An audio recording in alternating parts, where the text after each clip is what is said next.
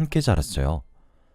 부모님이 버리고 가신 것인지 맡기고 간 것인지 알 순 없었지만 보육원 원장님과 선생님을 부모님으로 삼았고 저와 같이 자라는 아이들을 형제자매 삼아서 함께 자랐어요.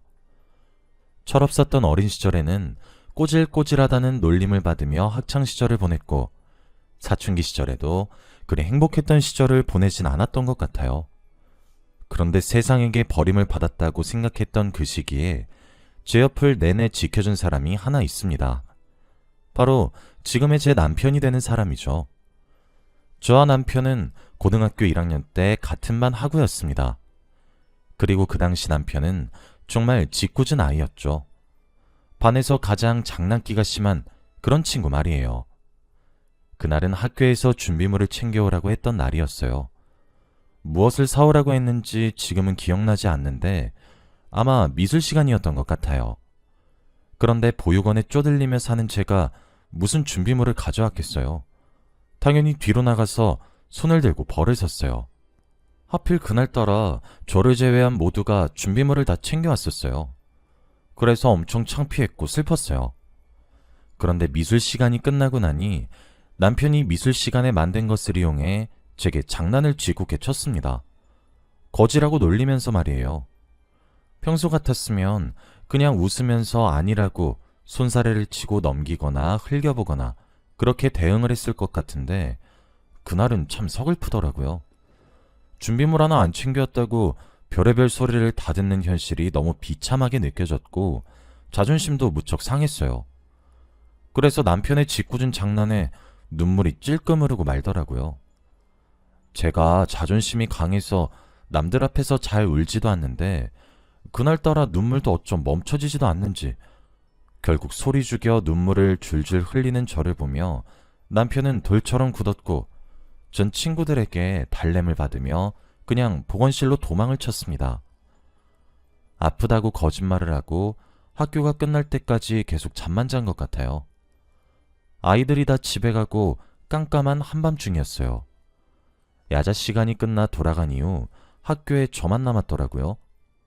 가방을 가지러 가기 위해 교실로 올라가고 있는데 저희 교실에 불이 아직 켜져 있더라고요.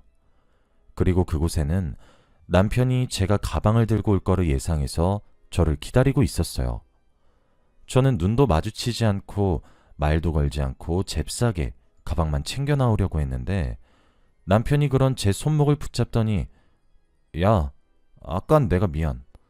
이렇게 우물쭈물 사과라는 거예요. 평소에 큰 소리를 땅땅 치고 항상 자신감이 충만하던 남편이 우물쭈물거리면서 제 눈치를 살피는데 근데 그게 정말 크게 위로가 되었어요. 빵 터져서 교실이 떠나가라 웃으니까 남편은 그제서야 야, 웃냐? 하면서 같이 따라 웃더라고요. 결국 순찰 돌던 경비 아저씨께 혼이 나고 쫓겨나다시피 학교를 나왔어요. 그리고 그때를 기점으로 우린 둘도 없는 친구가 되었어요. 제가 힘들 때나 기쁠 때나 슬플 때나 창피할 때 그 모든 순간 남편은 제 곁에 있어 주었어요. 때로는 위로를 했고 때로는 제게 웃음을 가져다 줬고 때로는 저를 숨겨주면서 그렇게 말이에요. 대학교 진학을 앞두었던 어느 날이었어요. 저는 공부를 그리 못하는 편은 아니었었거든요. 하지만 보육원을 다니는 사람이잖아요. 보육원에서 자라면 성인이 되는 순간 보육원을 나와서 살아가야 합니다. 그런데 제가 돈이 있는 것도 아니고 어떻게 지낼 곳이 없잖아요. 그러니 당연히 대학교는 꿈도 못 꿨어요. 주제를 알아야 한다고 생각을 했었죠. 그때 남편이 저를 설득했어요. 자신보다 좋은 성적이지 않느냐고, 할 수 있다고 하면서요. 근데 다른 누구도 아닌 남편의 응원이 제게 너무 크게 힘이 되었고 결국 대학 시험을 도전은 해보기로 했어요. 그런데 제가 그의 시험을 무척이나 잘 치게 되었고 전액 장학금으로 꽤 유망한 국립대학교에 입학을 하게 되었더라고요. 남편은 이것 보라며 자신의 말이 맞지 않느냐고 제 일처럼 기뻐해 주었죠. 남편도 제가 다니던 곳 근처의 대학교에 붙었어요. 그래서 우린 대학 시절도 종종 함께 만나곤 했었죠. 그렇게 시간은 흘렀고 저는 어느새 우수한 성적으로 학교를 졸업했고 취업에도 성공했어요. 제 스스로가 정말 열심히 살아왔다고 자부할 정도로 말이에요. 제가 그렇게 사회에서 직위를 가지게 되었을 때 남편이 군대를 전역했죠. 군대를 전역하자마자 남편은 제게 고백을 했어요. 오래전부터 좋아했었는데 자신이 군대도 가야 하고 그런데 뒷바라지를 시키고 싶지 않아서 지금 참고 참다가 이야기를 한다고 그렇게 말하면서 말이에요. 저는 그동안 제 한 몸 챙기는 것도 버거워 연애는커녕 남자라곤 만나보지도 못했었어요. 그런데 남편의 고백을 듣는 순간 제 마음이 깨달아지더라고요. 저도 남편과 마찬가지로 오랜 시간 동안 남편을 사랑하고 있었던 사실이 말이에요. 저도 한박 웃음을 지으며 남편의 고백을 받아주며 제 마음도 함께 알려주었어요. 저와 남편은 그래서 고백과 동시에 결혼을 전제로 만나게 되었습니다. 남편이 그러더라고요. 오래전부터 제게 좋은 가족이 되어주고 싶었다고요. 외로움을 타는 제게 남편의 고백은 더할 나위 없이 완벽하고 행복한 꿈을 꾸게 해주었죠. 남편은 대학교를 졸업해서 자리를 잡을 때까지만 조금 기다려달라고 했어요. 그렇게 조금의 시간이 흘렀고 남편은 정말 졸업과 동시에 취직도 한 번에 하게 되었어요. 그렇게 저는 남편의 집에 인사를 드리러 가게 되었습니다. 그리고 그날 저는 곱게 차려입은 채로 물세례를 맞아야만 했습니다. 애미애비도 없는 년이 지금 감히 누굴 넘봐 넘보길. 치독한 년. 부모 잡아먹은 지 내가 어떻게 알고 널 우리 집에 들이냔 말이야. 결혼? 우리 아들 신세 망치려고 작정했어 너? 양손 가득 선물도 사서 찾아갔는데 집에 발을 들이밀자마자 제 얼굴에 물을 뿌리시고는 막무가내로 문 밖으로 내쫓으시고 난 이후에 소금까지 뿌리셨죠. 그날 크게 상처를 받았습니다. 남편도 길길이 날뛰었어요. 남편에게 형도 한 명 있었는데 아주버님도 어머님을 뜯어 말리시고 남편은 대들고 대드는 남편을 보며 효자였던 자신의 막내를 제가 다 망쳐놓았다며 입에 담기 힘들 쌍욕을 하시는데 그때 맥이 탁 풀렸습니다. 그래, 내 처지의 결혼은 무슨 결혼이야 하면서 혼자 자학을 하게 되었죠. 어머님께 큰 소리를 치며 따박따박 달려드는 남편을 보고 있으니 제가 정말 불청객이 된 기분이 들더군요. 터덜터덜 돌아서 집을 나왔고 제가 살고 있던 원룸으로 돌아가고 있었어요. 울지 않으려고 노력했지만 눈물이 제 의사와 관계없이 줄줄 흐르더라고요. 남편이 터덜터덜 돌아가는 저를 따라 나와 붙잡으며 미안하다며 울었어요. 제게 헤어지자고만 하지 말라고 매달리는데 이기적이게도 전 그런 남편을 포기할 수 없었습니다. 남편은 제가 가장 힘들었던 학창시절에 저를 가장 많이 토닥여 주었던 사람이었고 이미 제 일상의 큰 부분을 차지하게 되어 저도 남편이 없는 생활이 상상이 가지 않았어요. 전 그렇게 시어머니의 마음을 돌리기로 마음을 먹었습니다. 제가 잘하면 어머님이 제 마음을 알아주시겠지 싶어서 말이에요. 결국 아들의 고집을 이기지 못하시겠는지 시어머니는 시댁에 들어와 사는 조건으로 저희 둘의 결혼을 허락했어요. 남편도 아버지가 일찍 돌아가셔서 시어머니 혼자셨거든요. 그렇게 겨우 허락을 받아 시댁에 들어와 살기 시작했습니다. 하지만 시어머니는 호락호락 하시지 않으셨어요. 일을 하는 제게 여자가 밖으로 싸도는 것은 좋지 않다며 부모 없이 자라 배운 것이 없을 테니 집에서 살림이나 비우라고 하셨죠. 남편이나 아주버님이나 모두 제 편을 들어주셨어요. 그러지 말라고 하면서요. 하지만 두 아들이 제 편을 들면 들수록 처지가 괴로워지는 것은 저였죠. 나중에 남편과 아주버님 몰래 시집살이를 시켰어요. 결국 직장을 그만두어야 했습니다. 시어머니가 원하는 대로 해드려야 그래야 숨통이 트일 것 같더라고요. 하지만 숨통이 트이기는커녕 저는 새로운 지옥문을 열게 되었어요. 일할 때는 그래도 밖에 나가 있어서 숨을 돌릴 수 있었는데 일까지 그만두니 하루 온종일을 시어머니와 함께해야 했죠. 시어머니는 제가 하는 모든 것들을 눈에 차지 않는다며 타박했고 못살게 구셨습니다. 결혼을 조금 이른 나이에 했었기 때문에 결혼 생활이 당시에 5년 차에 접어들었었죠. 그런데 5년이란 시간 동안 유산만 4번을 했습니다. 병원에 갈 때마다 스트레스가 너무 극심하다는 말을 반복적으로 들었죠. 하지만 집에 돌아오면 근본도 모르는 년을 우리 집에 들여서 대를 끊어놓는다는 타박을 들어야 했어요. 남편이 아무리 화를 내고 저를 보호해도 어머니는 이를 갈고 절 더욱 괴롭히기만 했어요. 남편은 제게 매일 미안하다고만 했습니다. 그런데 그런 남편의 말 한마디에 또 버티림이 생겼어요. 남편은 이래서는 안 되겠다고 하며 낮엔 회사에서 일을 했고 밤에는 대리운전을 하면서 독하게 돈을 모으기 시작했어요. 저는 외국어를 전공했었는데 번역을 외주로 맡아 돈을 모았습니다. 남편은 분가를 하는 것이 답이라고 제게 미안하다고 조금만 힘내달라고 했어요. 사실 시어머니를 제외하고는 전부 좋으셨습니다. 아주버님은 제가 결혼하고 얼마 지나지 않아서 형님과 결혼을 하셨어요. 그런데 형님이 참 똑부러지시는 분이세요. 시어머니는 저를 깎아내리시는 말을 사람들 앞이라고 가려하진 않으십니다. 야, 너 이런 호칭은 기본이고 제가 한 것이 마음에 들지 않으면 항상 애미애비 없는 거 티내지 좀 말아라. 아유, 내가 네 얼굴만 쳐다봐도 속이 뒤집어지는 기분이야 하시거든요. 그럴 때마다 형님이랑 아주버님이 눈치를 보시며 저를 살살 많이 도와주셨어요.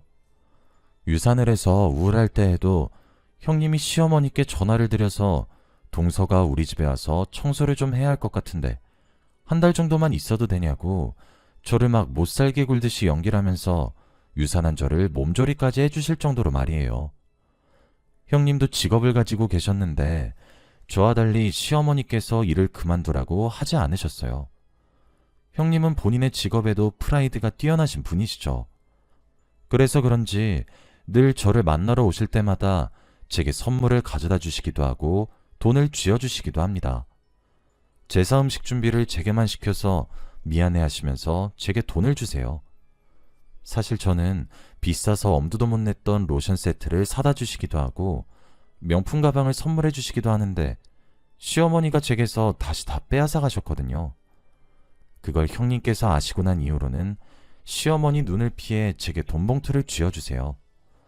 부담스러워 거절하면 이체를 시켜주시면서 자기 목까지 제가 해주는 건데 이것도 못하면 내가 동서 얼굴 어떻게 봐야 하냐고 제 마음을 달래시면서 제 자존심도 지켜주시죠. 시집살이가 힘들지 않냐고 힘껏 도와주려고 애쓰시는 형님과 아주버님, 그리고 저를 위해 밤낮 가리지 않고 일을 하는 남편을 보며 그저 버티고 또 버텼습니다. 그러던 어느 날이었습니다. 남편과 함께 차를 타고 어딘가로 가고 있었어요. 남편은 제게 목적지를 말해주지 않았죠. 저는 영문도 모르고 남편의 차에 올라타 남편이 이끄는 대로 가고 있었습니다. 그런데 순식간에 굉음과 함께 교통사고가 났고 저는 그대로 의식을 잃었습니다. 그리고 정신을 차렸을 땐 엄청난 고통이 저를 짓눌러서 정신을 제대로 차리다 혼절하다를 몇 번 반복했죠.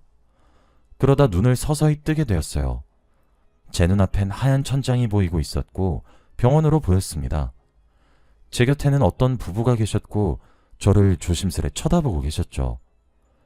제가 움찔거리고 눈을 깜빡이자 여자분께서는 주저앉으시며 우셨고 남자분께서는 제 손을 부여잡으시며 장하다, 장하다 내 딸, 이래야 내 딸이지 하고 계시더라고요.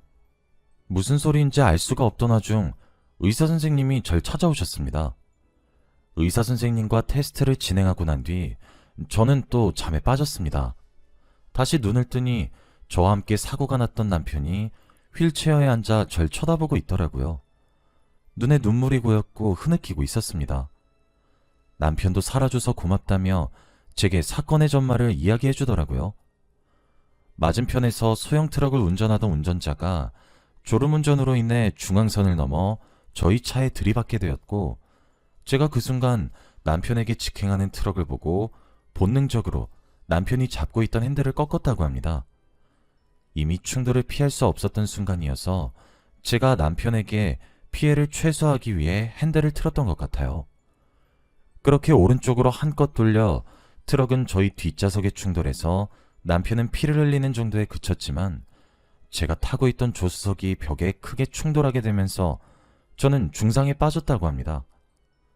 지나가던 사람들의 신고로 저와 남편은 병원 응급실로 오게 된 것이었어요.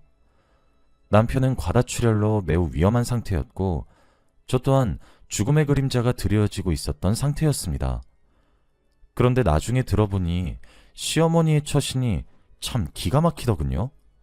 시어머니는 둘 다 응급수술을 들어가야 한다고 하는 의사 선생님의 말에도 불구하고 남편의 수술 동의서에만 사인을 하셨고 저는 남편의 수술이 끝나서 살아나지 않는 이상 수술조차 시켜주지 않으셨다고 하더군요. 저 때문에 남편이 사경을 헤매고 있다고, 이래서 근본도 모르는 년을 드리는 것이 아니었다고, 전현이 귀한 내 아들을 잡아먹는다고 곧 죽는 한이 있어도 수술 동의서에 사인을 해주지 않겠다 하셨답니다. 그렇게 저는 하염없이 의식을 잃은 채로 누워 있었고 응급처치로 생을 연장했죠. 모든 간호사와 의사 선생님들, 그리고 형님과 아주버님까지 간절하게 어머님을 설득하셨어요. 동서 이렇게 죽게 두면 나중에 받을 벌을 어떻게 감당하실 거냐고 간곡하게 말을 해도 소용이 없었대요. 제 보호자가 남편이라 남편이 사인을 해야 하는데 남편이 수술을 들어가고 없으니 제 보호자가 시어머니가 된 상황이더라고요. 그럼에도 고집을 피우시며 시어머니는 제 동의서에 사인을 해주지 않으셨습니다. 결국 절 담당하시던 의사 선생님이 무대포로 수술을 강행하셨습니다. 잘못되면 본인이 다 뒤집어 쓸 수 있는데도 불구하고 이러다 살 수 있는 생명을 걷어가야 속이 시원하겠냐고 시어머니께 윽박을 지르고 응급수술을 했다고 합니다. 제게 은인이신 분이셨죠. 그렇게 수술실 앞에서 형님과 아주버님은 저와 남편의 수술이 끝나기를 오매불망 기다리셨대요. 그런데 바로 그때 남편의 휴대폰이 울렸고 형님이 전화를 받았다고 하더군요. 그리고 그 상대방은 남편이 저를 데리고 만나러 가고 있었던 약속 상대였습니다. 형님과 전화를 하고 있던 상대방은 빠르게 이야기를 나누었고 전화를 끊고 1시간이 채 되지 않아 그 사람들도 형님과 아주버님이 계신 병원으로 왔죠. 그리고 그 사람들은 제가 눈을 뜨자마자 본 어느 부부였고 절 찾고 계셨던 제 부모님이었습니다. 알고 보니 남편은 저와 결혼을 하고 난 이후로도 매달 흥신소나 사설탐정에게 얼마의 돈을 쥐어주며 저의 부모님을 애타게 찾았다고 합니다. 제가 하도 구박을 받아서 그런지 몰라도 제게 부모님의 생사 여부는 제대로 알길 바라는 마음이 들었다 하더라고요. 저를 놀래켜주기 위해 부모님을 만나러 가는 자리도 비밀로 한 것이었는데 하필 그날 사고가 났던 거였죠. 다행히 남편도 저도 수술은 잘 끝났어요. 하지만 남편은 이틀 정도 만에 의식을 차린 반면 저는 일주일이 지나도 긍정적인 반응이 나오지 않았다고 합니다. 의사 선생님께서도 마음의 준비를 하셔야 된다고 얘기할 정도로 심각했다고 해요. 그런데도 시어머니께서는 그저 눈을 뜬 남편만 붙잡고 간호를 하셨나 봐요. 그걸 보다 못한 형님이 시어머님께 두 눈을 똑바로 치켜뜨고 그렇게 살지 마시라고 한바탕 화를 내셨나 봅니다. 형님은 제게 참 친언니 같은 분이시죠. 시어머니께 아무리 동서가 미워도 해도 너무하신다고, 어떻게 사람의 목숨을 가지고 저울질을 하냐고, 이러다 우리 동서 눈 못 뜨면 대체 그 죄를 어떻게 감당하실 거냐고, 도련님만 사람이냐고, 도련님만 사람 목숨이고 우리 동서 목숨은 파리 목숨이냐고 처음으로 대드셨답니다. 그리고 그 대화를 제 남편을 찾아간 저희 부모님이 전부 듣게 되셨다고 했어요. 부모님은 간호사와 의사 선생님께 저게 사실이냐고 사실 확인까지 마치고 난 뒤에 시어머니를 찾아가서 한바탕 난리를 치셨다고 하더라고요. 살인미수와 다름없다고 고소하겠다고 방방 뛰고 있던 바로 그 순간 제가 의식을 가까스로 차리게 된 것이었죠. 나중에 어느 정도 몸을 회복하고 난 뒤 사건의 전말을 저도 알게 되었습니다. 참 허탈하더군요. 남편은 저보다 먼저 알게 되었는데 제게 미안하고 죄스럽다며 사죄도 했어요. 뒤늦게 딸을 찾은 저희 부모님은 딸을 찾게 해준 사이에게 고마워해야 할지 저런 시모 밑에 개고생시킨 것을 타박을 해야 할지 참 어려웠다 하시더군요. 저는 일단 몸회복에 집중을 했고 퇴원을 하면서 저희 부모님 댁에 들어가게 되었습니다. 남편도 그러라고 오히려 찬성을 해주더라고요. 뒤늦게 찾은 엄마의 사랑을 듬뿍 받으며 이젠 몸회복이 많이 좋아졌어요. 그리고 남편은 시어머니와 인연을 완전히 끊고 저희 부모님 댁에 들어와서 살고 있습니다. 형님도 시댁과 왕래를 끊었다 하시더라고요. 그렇게 못돼 처먹은 노친네랑 엮이고 싶지 않다고 아주버님께 시댁의 일을 들먹이면 이혼이라고 단단히 일러뒀답니다. 아주버님도 형님의 말에 동의를 했어요. 아주버님께서는 그래도 자식이 둘이라 자신마저 인연을 끊을 수 없다 판단하며 최소한의 도리를 하고 지낸다 하시더라고요. 시어머니는 제게 이젠 종종 문자를 보내어 오십니다. 옛날처럼 이년저년 하지 않고 아가라는 호칭으로 말이죠. 저는 아직도 잘 모르겠어요. 시어머니의 마음을 말이에요. 물론 저희 부모님과 남편의 뜻에 따라 연을 닫고 살진 않을 예정이긴 합니다. 이젠 제게도 행복한 나날들만 펼쳐졌으면 좋겠어요.